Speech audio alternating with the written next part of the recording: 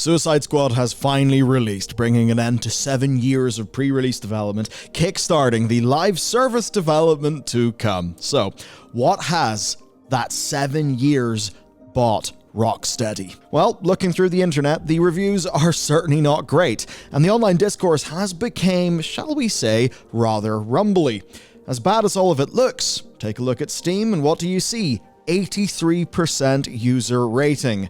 So today I'm going to take you through the launch, the reactions from critics, wider audiences and players, and explain just what the hell is going on with the long anticipated and much laughed at launch of Suicide Squad, Kill the Justice League, and perhaps the ripples outward to the rest of the industry as we all grapple with live services running into the ground.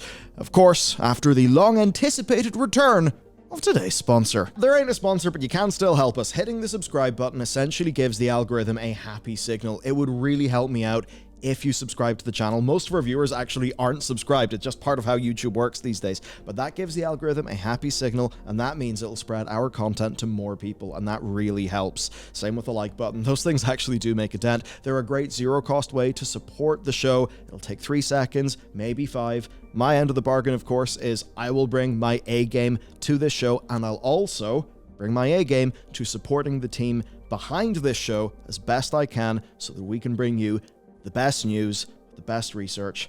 That's our ambition. Thank you for your support, and let's go. Right then, let's get caught up in this story. The pre-release situation for this game really did it no favors. There was the preview situation, the review situation, and the early access debacle, all of which meant that, the most engaged portion of the audience following this game was, I think, certainly very skeptical of what was to come. And really, most of us were expecting this game to fail. Some could even say that there was a lot of hope that this game would actually fail. A lot of the reason there being, well, a lot of us are quite tired of live services. We're also quite tired of development teams and many, many years just going down the toilet as we see the likes of Anthem, as we see studios be damaged, and essentially see this chase of the infinite money tree doing a lot of damage to the industry. So in a way, a lot of people were wishing this game the worst so that it could serve as a warning. And there's one guy who really didn't help the situation, and that is CEO David Zaslav. That's the CEO of overall Warner Bros. You've probably seen him in the news for other things. He's had quite an interesting tenure. He said, "Our focus is on transforming our biggest franchises from largely console and PC based with 3-4 year release schedules into more always-on gameplay through live services, multi-platform and free-to-play extensions, with the goal to have more players spending more time and more platforms." Now, of course, this is what he said after Hogwarts Legacy. You know Hogwarts Legacy, the #1 selling game from what we can tell of last year. Pretty insane situation. For a lot of people, it was the idea that, okay, you have just literally won the year 2023 insofar as sales go, but you're still not happy enough, and that's the direction that you want to go in. So for a lot of people, a game that they liked, that they bought, that they felt was good value came out, and then the big man in charge kind of said, nah, live services though. Okay, so even before critics got their hands on it, a lot of people were not particularly happy. Critics, well, not as bad as we expected. That being said, we expected bad. I mean, this is still Rocksteady. There are bits of Rocksteady in there, some quality moments. It's one of those things where overall, it seems like we've got a cake that not that many people enjoy, but you can't deny that the quality of the chocolate chips that went into that cake was great. So, things like some character models, some facial animation that feel really world-class, but a game that absolutely does not feel world-class, with extremely uninspired missions and things that I will summarize for you a little bit later. To take a look, though, at OpenCritic, well, actually their summary puts things pretty good. It's 60% overall. 21% of critics would actually recommend that people pick up the game, though. And I suppose ultimately that's one of the good aspects of OpenCritic. Yes, you see the top critic average, but almost more importantly, you've got the recommendation. There are loads of games that I could only give a 7 out of 10 that I would absolutely recommend people check out because I think they're really cool. So I do like that feature. Really, for a lot of people though, this is just a fundamental mismatch. Number one, a lot of people just don't want to play as the Suicide Squad taking down heroes in a loot shooter. They look at, say, the Arkham games, games that sort of had you feeling like you were the Batman, and they're not really getting the same thing here. I mean, yes, literally, you are playing as the Suicide Squad, not more traditional heroes. The other factor, though, is even when, yes, you're playing as these Suicide Squad characters, they don't really feel like they should feel. They have toolkits that, yes, do have some diversity, but for the most part, it is all centered on using guns, and that's just fundamentally not what people want. Rocksteady made great single-player games. It seems they make poor to middling at best co-op loot shooters. And going through the reviews, there's a lot of repetition. That essentially means there is a fairly strong consensus. The story is something that will vary on a personal level. Art and animations are top-notch. There's a lot of detail in the world, but the problem is when you take a look at the usual live service things. Mission design in the game is repetitive.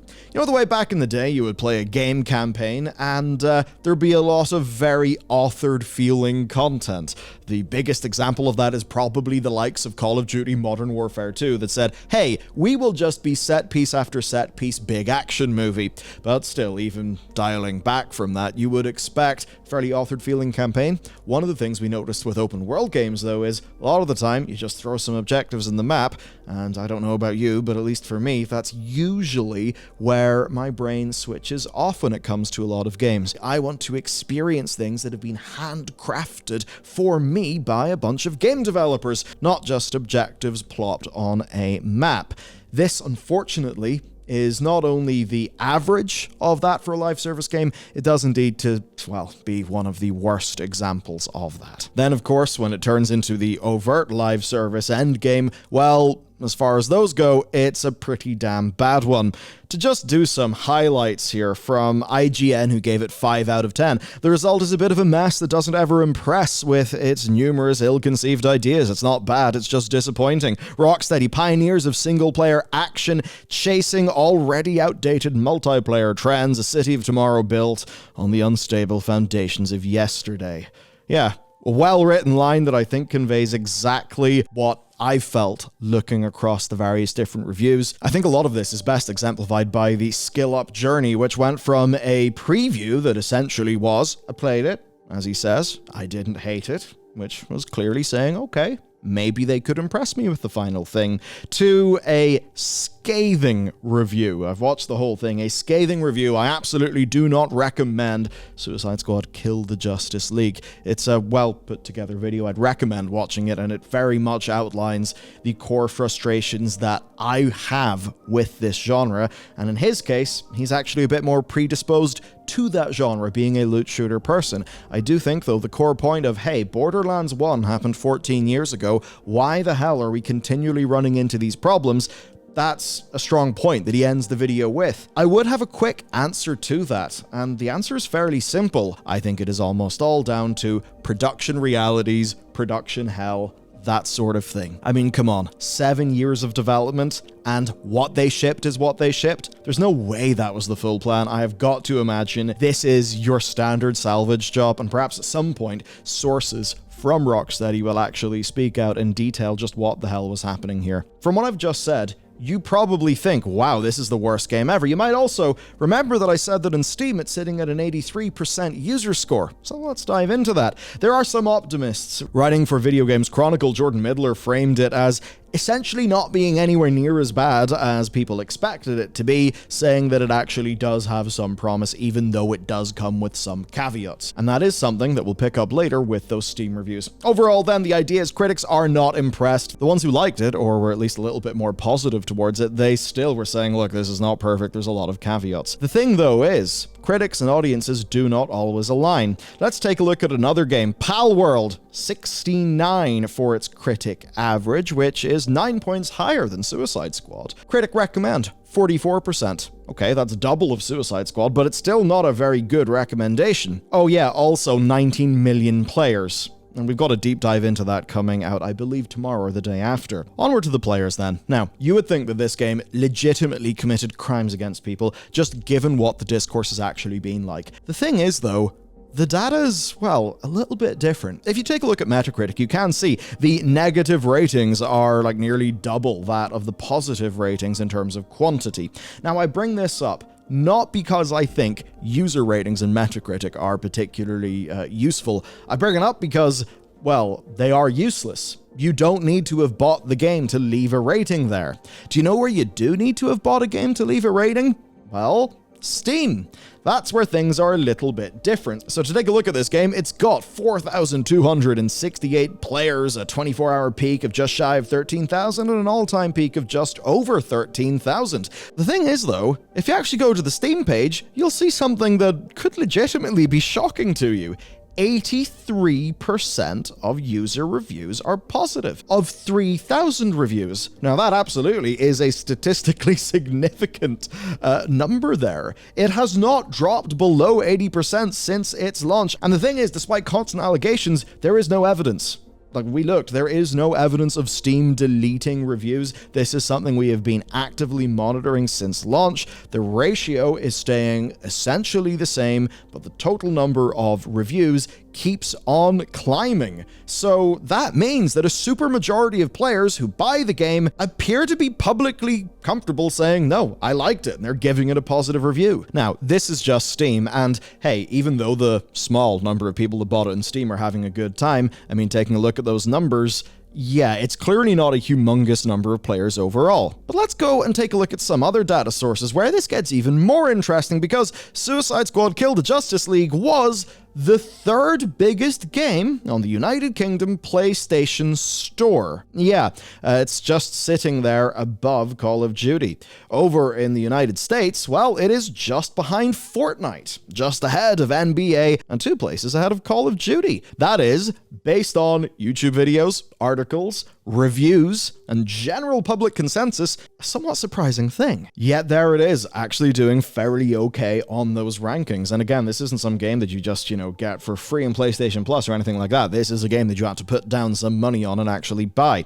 Now, there's been a lot of people trying to find analysis in this, right? Trying to work out all of these charts. What happened, though, is Paul Tassi found a tweet from somebody else who just had a screenshot of the game's leaderboard, because the game's leaderboard apparently has a global count. And that global count, at least at the time of this screenshot, was 51,400. That is certainly not a dead game. Now, it's not amazing. To do a quick comparison, SteamDB was saying that about the time of that screenshot, there were 7,000 players playing in Steam. That would mean about 43,000 people playing concurrently in console. Now, that is obviously not Call of Duty numbers. It's not even middling Destiny numbers, but it certainly isn't dead. The challenge, though, is can this game actually retain people? Yeah. I'm not particularly sure if this is going to be able to go the distance. To enter analysis mode in this, honestly, this is the sort of thing where it's about cohorts, right? Broadly speaking, this is a game that a lot of people are saying no to, but there is a cohort of customers who bought the game, who are playing the game, and who somehow are leaving those positive reviews. That is the thing. Thinking about, say, what SkillUp was saying about that endgame experience being really bad and like really seeming pretty damn content bare, well, that seems true, but if it was really that bad, what would those Steam reviews be like? I think the only way to truly know there is just to see how this kind of like launch cohort of players actually retains through the coming weeks. Like, in a way, you could almost say that this is one of the better ways this launch could have gone. With Anthem, a lot of people still bought into that based on hype. There was a lot of rumbling, there was a lot of skepticism, but people weren't fully like down on it until they maybe played it for 2 or 3 days and then realized what the hell the damn thing was. What's happened here, though, is, well, the people who aren't interested have resoundingly not bought it, but the people who are interested have. That means that, well, you have a little bit of a selection bias there. it's probably got a healthy enough little cohort of players who just don't really give a crap about what anyone else thinks, and they're just off on their own thing playing the game, and the rest of our sort of reactions to this as a live service title, well, they don't really matter because we're not in there playing the game. The thing is, though, this is probably okay for the retention of this cohort, but it's probably nowhere near enough players to actually make Warner Bros. Happy. Again, remember, this is a very big IP, right? This is their big DC Comics games. It's from Rocksteady, the grade A premier studio for this sort of thing. No, this is absolutely not what they would have wanted. Certainly what they would have wanted was the sales of Hogwarts Legacy. Okay, probably not. They know that that's a humongous IP, but still, they probably would have wanted sales that more resemble that, and then that delicious live service tale. It seems what they've got is decently lower sales, but okay in some regions, and a pretty small live service tale that maybe will extend longer than the skeptics, me included, would have thought. So they're now in a funny position. This may have changed by the time this goes live, but at least right now, and we'll put a little edit annotation if this changes, at least right now, they haven't came out and said, boom, we've sold 1 million copies, right? They haven't been able to boast, but it's also not been so much of an immediate turbo failure that it's obviously going to be something that they kill off. So in a way, they're now obliged to maintain this game. The future then, and a fun bit of trivia first. So, Steam refunds, I think they're pretty damn good, and one of the reasons why we have Steam refunds is Batman Arkham Knight. Yes, that game had such a disastrous launch on PC that it's really one of the things that actually helped pressure Valve into instituting refunds properly, something that of course ended up pretty damn well and is a really good pro-consumer part of that platform. So, they're no stranger to salvaging situations. In this case, though, they almost sort of pre-salvaged it because before the game even came out, they were talking about future content. So, free seasonal content, what they've said is 6-week updates and the promise of just over a year of content overall. As much as I might roll my eyes at live services, it's only right to give them a chance and actually look at what they're trying to ship here. So, this begins March 2024. There's a new playable environment, new weapons and gear themed of DC villains, 2 episodes, new activities and strongholds, new Riddler content, a new playable character in the form of the Joker, new boss fights, new enemy variants. Then it'll be going into the seasons. Over this, between seasons 2 and 4, they're saying there's going to be 3 playable characters, 3 new environments, as well as weapons, themed gear sets, activities, and mid-season updates. And then and more left there for good measure. Overall, hey, that sounds fairly okay. I mean, I play a live service game that, in the case of World of Warcraft, has 8-week updates, and broadly speaking, that, even though there's a few bumps along the road, does actually work fairly well. Of course, we already know that an offline mode is going to be coming at some point after the launch. Now, returning to Paul Tassi, who I touched in with a little bit earlier in today's video because he's got pretty strong buy-in into the live service space. Per his view, if Suicide Squad can deliver consistent, substantive updates on schedule like promised, there could be something here, and he points out that's half the reason Anthem and Avengers crashed, putting out a live roadmap, then tearing it up to fix a million things first. That is an absolutely major thing. Okay, so in a lot of these live games, they really end up in a bit of a struggle. And I think this is one of the things that, unfortunately, also did in Halo Infinite. A lot of the times, what you say is, okay, this is a bad situation.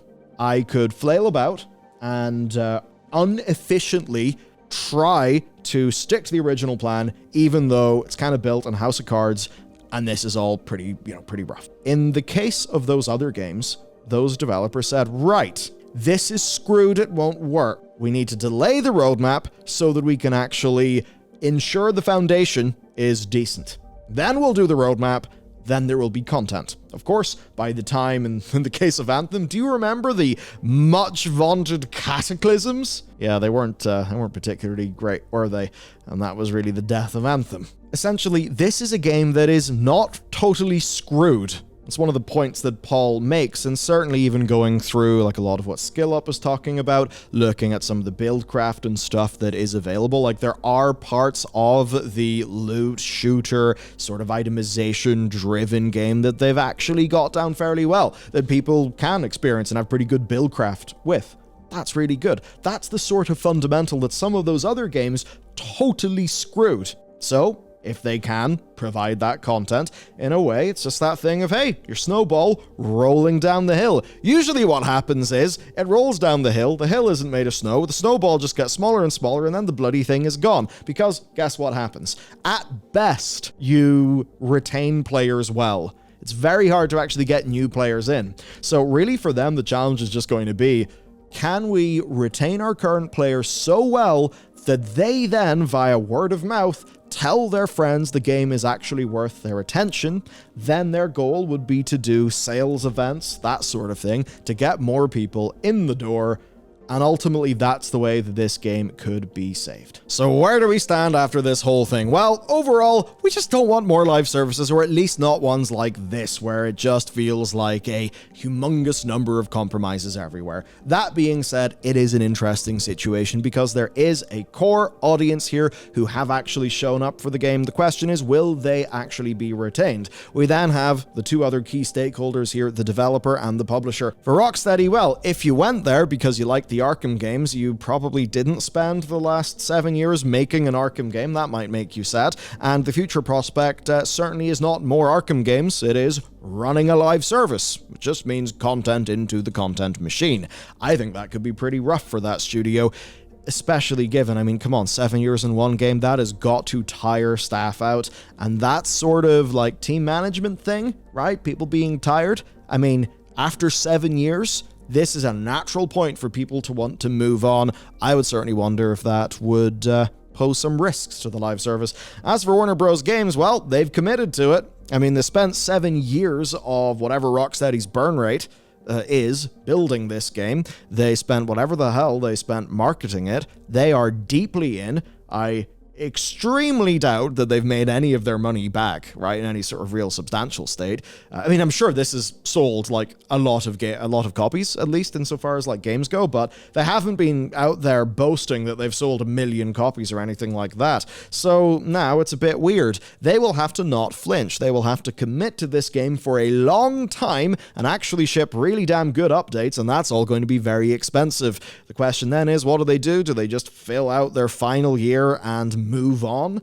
Kind of tricky to say. Or do they try to run this? Do they try to actually make it better and better and better? Because overall their plan is live services, and maybe they'll think that they should probably run this one well if live services is the sort of business they want to be in. Ultimately, if you want more Arkham games, this kind of sucks because another studio has apparently been consumed by the live service machine, but this is likely a relic of a bygone era. This was a game greenlit in a very different slice of time. Even live games that are greenlit now are fundamentally different in their structure and might actually be able to learn from a lot of these mistakes, which, again, I think it's abundantly clear, come down to production. My final takeaway is, my God, I want to see what journalists are able to dig up in this one. I want to see what sources actually say to the press, because there's gotta be a story behind this. Anyway, that's it for me. You can check out this video next. We publish daily, so sub for that. And with that said, I'll see you next time.